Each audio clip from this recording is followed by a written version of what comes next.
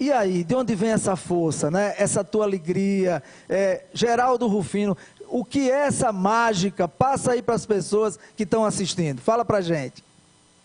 Olha, gente, em primeiro lugar, gratidão pelo carinho, por estarem me ouvindo, por esses minutos de atenção. Eu sou um brasileiro, como a maioria dos brasileiros, mas de coração verde e amarelo, sou apaixonado por esse país, sou um patriota convicto e vim para São Paulo com 4 anos de idade. Mas de onde é que eu sempre tirei minha energia, a minha positividade, a minha alegria, o meu sorriso? Dos meus valores. Cara, os valores. As pessoas estão achando que estão evoluindo, mas estão perdendo a referência de valores. E eu sempre fui muito forte nos valores. Quando nós chegamos aqui pequenininho, eu tinha uma mentora, uma coach, uma mestre, uma mãe. Cara, é impressionante a força que uma mãe pode passar para um filho quando ela diz para ele que ele pode, quando ela acredita nele e ele acredita na própria mãe. Então, a minha mãe acreditava que era possível e que esse negócio de cor de pele não era um problema, era um privilégio, eu tinha que agradecer. Então, eu aprendi com 4 anos de idade a agradecer ser quem eu era. Então, ou seja, a mamãe fazia a gente ajoelhar de manhã, isso já começa aqui a construir os meus valores, a gratidão. A mamãe fazia a gente ajoelhar na cama de manhã para agradecer o privilégio que era ganhar mais um dia, o nosso diamante. A mamãe dizia quando a luz entrava no barraco que a gente morava, e quando nós chegamos então em São Paulo, nós fomos nos instalar em uma favela, que é o que era a condição que tinha. Tinha uma tia aqui que nos abrigou por 2 dias. No 3º dia nós precisamos fazer um barraquinho e se mudar para a favela. Gente, não é um problema morar na favela. Quem não conhece as favelas, quem não morou na favela, diferente, eu vou dar uma informação, que é muito importante para qualquer época, para qualquer crise, para qualquer fase. Na favela, diferente do que a maioria da mídia mostra, bala perdida, crime organizado, tráfico, cara, banditismo, não é verdade. Existe isso em qualquer lugar do mundo, desde política até qualquer bastidor, existe pessoas que ainda não se encontraram naquilo que a gente entende como decente, como ético, como correto, como está regulamentado. Existem pessoas que não conseguiram ainda se encontrar e caminharam por um caminho que, no meu ponto de vista, é sem volta. Mas a maioria, quase que absoluta, da população da favela não é esse caminho. A favela não tem 1 ou 2% dessas pessoas que se desencontraram. A maioria são trabalhadores, são empreendedores. Empreendedorismo puro tem na favela. A maior parte dos nossos empreendedores, micros e pequenos, partiram de favela. É cara que começou a empreender para sobreviver. Lá é empreendedorismo na veia. Aí a mamãe dizia o seguinte, que as pessoas são boas, elas só eram diferentes. E desses diferentes, tem uma minoria que não se encontrou. Mas eu tenho livre-arbítrio, eu posso copiar. Eu copiava aqueles que carregavam marmita. Gente, a maioria lá carrega marmita. Se você é empreendedor, se você está em alguma crise, se você está achando que falta consumidor, preste atenção nas vilas, favelas e comunidades. Aquele povo consome, gasta o que ganha, não manda dinheiro para a Suíça, ralam 12, 13, 9, 15 horas por dia para levar o alimento e um dinheirinho para comprar o que dá. E o que ele ganha, ele consome. Então, ali não foi atendido, ninguém olhou a favela ainda como um berço de empreendedorismo, como um mercado de consumo gigante, com a força do dinheiro, porque ali o dinheiro circula. A nossa economia tem muito a ver com vila, favela e comunidade. E eu fui me instalar na favela. E lá minha irmã já morava no barraco. Quando a luz do barraco entrava de manhã, a mamãe falava, levanta e agradece que é Deus. Oportunidade de mais um dia. A minha mãe faleceu, eu tinha 7 anos e meio. Mas ali começou a me fortalecer os meus valores. Quando as pessoas veem meu sorriso largo, a minha positividade, a minha alegria, a minha felicidade, as pessoas ficam ligando isso no carro importado, no 1º milhão, no patrimônio, nas empresas. Não, gente. Essa força vem lá da base, lá dos meus valores, lá quando eu aprendi com essa gigante, com essa coach que não sabia ler, não sabia escrever, mas pensa numa mulher orientadora, pensa numa mentoria, uma mentora. A minha mãe, ela me ensinou valores. As mães, gente, quando diz para você que você não pode, relaxa. Na realidade, é porque você é negro, porque você é pobre, porque você é menina, porque você tem problema de ideologia ou de gênero. Gente, você pode. A minha mãe dizia que eu podia, pronto. A minha mãe acreditava em mim, inclusive minha mãe dizia que eu era bonito, eu acreditava na minha mãe. Então, cara, e ali eu comecei a me fortalecer nos meus valores. A minha mãe foi embora quando eu tinha 7 anos e meio, mas eu gravei cada coisa que ela me ensinou. Ela diz o seguinte: essa coisa de pobreza, ser pobre, eu podia mudar, não era um problema. Depende de quanto tempo eu estava disposto a produzir. Gente, não tem pobreza que resista 14 horas de produtividade. Produzir o quê? É o que tem para hoje. E o que eu tinha para hoje? Cara, para hoje, naquela época, quando a minha mãe faltou, eu tinha que procurar alguma coisa para fazer e eu achei uma ensacadora de carvão. É um galpãozinho que o cara ensacava carvão para vender em supermercado, em pequenos mercados, pequenos botecos. E a gente ensacava o carvão e ganhava por produtividade. Eu tinha 8 anos de idade. Sempre que eu curtia aquilo, não era trabalho escravo, eu não sofria, eu era feliz, eu conseguia dali ganhar quase um salário. Os meninos trabalhavam 8 horas e ganhavam meio salário. Eu trabalhava 12 e ganhava quase um salário inteiro. Eu fiquei feliz com aquele monte de dinheiro, levava e ajudava meu pai. Meu pai tinha pouco juízo, ainda era jovem, casou umas 10 vezes, mas eu aprendi a não julgar. Eu aprendia muito cedo com a minha mãe, eu aprendi a conviver com os diferentes, com as diferenças. Aprendi que as pessoas são boas, que elas só são diferentes. Então eu não julgava meu pai, eu ajudava meu pai. Eu ajudava meus irmãos com aquele salário que eu ganhava. Gente, na hora do almoço, eu tirava meia hora de almoço para voltar para sacar carvão, que eu ganhava de produtividade. Mas um pouquinho que eu fiquei lá fora tomando um sol na hora do almoço, eu vi os meninos que subiam o morro e desciam com um monte de saco nas costas. Mas olha o que eu fui reparar. Em vez de reparar que eles desciam sujo com saco nas costas, eu fiquei reparando o pé deles. Olha os detalhes, onde é que estão as oportunidades quando você olha para o cavalo. Não fica olhando para o estrume, olha para o cavalo, presta atenção no que interessa.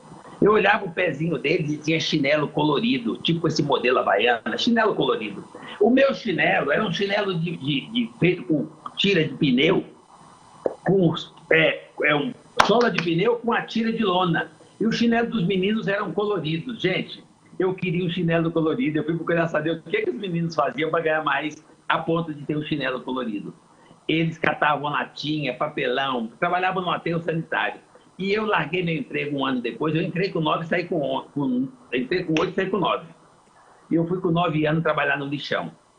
Oportunidade, eu sorria. Porque no lixão, além de catar latinha, papelão, além de eu ter o meu primeiro, essa liberdade de eu ter meu negócio, porque lá ninguém era de ninguém, você só tinha que trabalhar, cara, mas as pessoas se respeitavam. Então eu trabalhava, juntava meu reciclado, levava do lado do meu barraco, lá na favela. No final de semana, juntava tudo aquilo, que já era um mini depósito, e vendia com um depósito maior. Lá, além dos meus reciclados, eu achava coisa para comer, eu achava o sorvete que jogavam fora, um salame, um queijo, eu era feliz. Juntei dinheiro 2 anos, com 11 anos eu enterrava o dinheiro, a máquina passou, o cara vendeu o terreno, a máquina passou, eu perdi meu dinheiro acumulado de 2 anos. Eu levantei a cabeça, eu e o irmão, tem 2 anos mais que eu, sou o mais novo de 8 irmãos. E aí nós fomos rir, né? Porque, puta, perdemos todo o dinheiro acumulado de 2 anos. Cara, nós fomos pedir comida. Olha como Deus é fantástico. Gente, Deus é bom o tempo todo. A fé precisa ser uma coisa que você exerce, você acredita. Deus não põe obstáculo, Deus põe degrau. É para você subir, é o ponto de vista. Você precisa ser grato. E eu aprendi a ser grato. Então eu levantei de manhã, eu estava vivo, eu agradeci. E nós fomos pedir comida numa chácara. Quando chegou lá, o cara não deixou a gente comer fruta à vontade, mas para levar embora, ele só deixou levar limão. O que eu vou fazer com o limão? Mas então a mamãe dizia o seguinte: você ganhou um presente, agradece? Nós agradecemos e levamos 2 sacos de limão para casa. Passou um dia, 2, fizemos limonada, acabou o açúcar, mas nós continuávamos sorrindo. Gente, o sorriso tem uma força. E aí, no final de semana, olha que sorte, olha como Deus é fantástico. Tinha feira no bairro. Nós contamos, eu não sabia ler nem escrever, mas eu sabia contar. Nós contamos de 12 em 12, montamos saquinhos de limão, naquelas tipo saquinho de plástico, tipo redinha, fomos para a feira vender o limão. E já sabia fazer o que Harvard ensinou para mim recentemente. A arte de vender. A arte de vender estava no sorriso. A gente pegava, não sabia ler nem escrever, mas sabia sorrir, sabia ser grato. A gente pegava, quando você é grato, naturalmente você sorri, porque tudo tá bom. Eu pegava os 2 saquinhos de limão, saía pela feira fora e sorria. Eu sorria, a madame comprava limão. Gente, 2 anos depois de fazendo isso, compra e vende, nós tínhamos uma banca na feira. Olha como Deus é fantástico. Eu tinha 13, meu irmão 15. Mas aí nós fomos ajudar o papai e ficamos sem dinheiro para repor a banca e perdemos a banca na feira. Novamente, agradecemos, não lamentamos, e eu fui tentar arrumar, empreender de novo. Só que dessa vez eu fui empreender no CNPJ do outro. Cara, empreendedorismo não é CNPJ. Empreendedorismo é atitude, é mudança de comportamento, é você querer fazer diferença para impactar a vida de mais alguém, é você se cuidar e cuidar de mais alguém, é você ser locomotiva. Não importa o que você está puxando, a atitude de puxar é muito melhor do que ser puxado. Empreender é você sair na linha de frente e ter um propósito muito claro de querer deixar um legado, de querer ser uma pessoa que faz diferença, uma pessoa que a sua família, os seus, as pessoas que dependem de você, possam contar com você. Isso é empreendedorismo. Você não precisa ter um CNPJ, você precisa ter atitude. Não importa se você é funcionário público, se você está no CNPJ de alguém, atitude de dono, assumir responsabilidade. Esse empreendedorismo, cara, todos nós temos, só que você precisa exercer. Eu aprendi isso muito cedo, então eu arrumei um emprego nessa multinacional de estrangeiros e fui trabalhar de office boy. Eu mal conhecia a cidade, me ensinaram, por causa do sorriso, da simpatia, me ensinaram. Eu fiquei com 13 anos. Com 15 anos, eu já estava em outro setor. Eu já era responsável por um departamento. O meu departamento era um carro de pipoca. Grupo Play Center, me deram um carro de pipoca para eu cuidar do pipoqueiro. Era eu e o pipoqueiro. Eu deixava tudo pronto, abastecia, fazia caixa e tal. E o pipoqueiro fazia pipoca, todo bem vestido e tal. Aeroporto de São Paulo, aeroporto de Congonhas. Um belo dia, mas trabalhando 12 horas. Eu não queria nem saber que o meu horário era 8. Eu trabalhava. Eu ia para casa pensando como é que eu melhorava o dia seguinte. Um belo dia, esse patrão aparece no aeroporto, ficou me olhando de longe, até 11 horas da noite. Dentro da semana, ele deu ordem lá que era para me dar um outro carro de pipoca num shopping. Gente, vou contar a história para vocês. Eu entrei nessa empresa com 13 anos de idade, sem saber ler e escrever. Disseram para mim que esses caras eram racistas, mas a minha mãe disse que isso não é um problema, é coisa que põe na sua cabeça. Porque se você acreditar em você, levantar a cabeça, não se intimidar e for buscar informação, escolaridade, buscar sucesso de alguma forma, seja no trabalho, seja no estudo, você buscar se posicionar e melhorar. As pessoas vão te respeitar e você vai se posicionar porque você, na pior das hipóteses, buscou informação. Eu fiz isso dentro dessa empresa que diziam que meus patrões eram racistas. Era mentira. Mas tentaram fazer minha cabeça para eu desanimar. Eu não desanimei, eu acreditei no que minha mãe falava lá atrás. O racismo é coisa que vão pondo na sua cabeça. Daqui a pouco o cara está te olhando, você já acha que o cara está te medindo, já tem um preconceito. Então, aí você fica frágil, você se intimida. Eu não me intimidei, isso não me fez diferença. Eu fiquei nessa empresa que dizia que meus patrões eram racistas 17 anos. Eu entrei com 13, saí com 30 anos. Eu entrei como office boy ganhando um salário mínimo e saí com 30 anos ganhando 81 salários mínimos como diretor do grupo. Olha que interessante, olha como é possível. Lá eu estudei, lá eu evoluí, lá eu empreendi, lá eu ganhei, eu fiquei rico lá, trabalhando no CNPJ do outro. E com esse dinheiro que eu ganhava, eu investia no irmão, no meu pai, no meu sobrinho, nas minhas irmãs. Foi fortalecendo a família. Eu tenho uma família de 150 pessoas, todos são empreendedores, todos são bem-sucedidos e todos passaram por várias crises. Eu quebrei 6 vezes, mas eu nunca quebrei meus valores, eu nunca perdi a credibilidade, eu só fiquei sem dinheiro. Eu sempre comecei de novo. Nessa fase que está agora, que falam de pandemia, de recomeço, de novo normal, gente, para mim não mudou nada. O normal continua. Eu fiquei na vertical, nós separamos as pessoas vulneráveis, trabalhamos com as pessoas que tinham resistência e tinham condição de ter anticorpos, pessoas com um pouco mais de saúde. Viemos para a linha de frente, não perdemos ninguém perdeu emprego, ninguém baixou o salário. Os que ficaram em casa também não perderam o salário, não perderam o emprego. E está todo mundo feliz, e todo mundo animado, com um sorriso largo, todo mundo com imunidade alta, porque tem sensação de segurança. Nós somos um time. Extensão da minha família é a minha empresa. E eu cuido das pessoas com carinho de mãe e disciplina militar.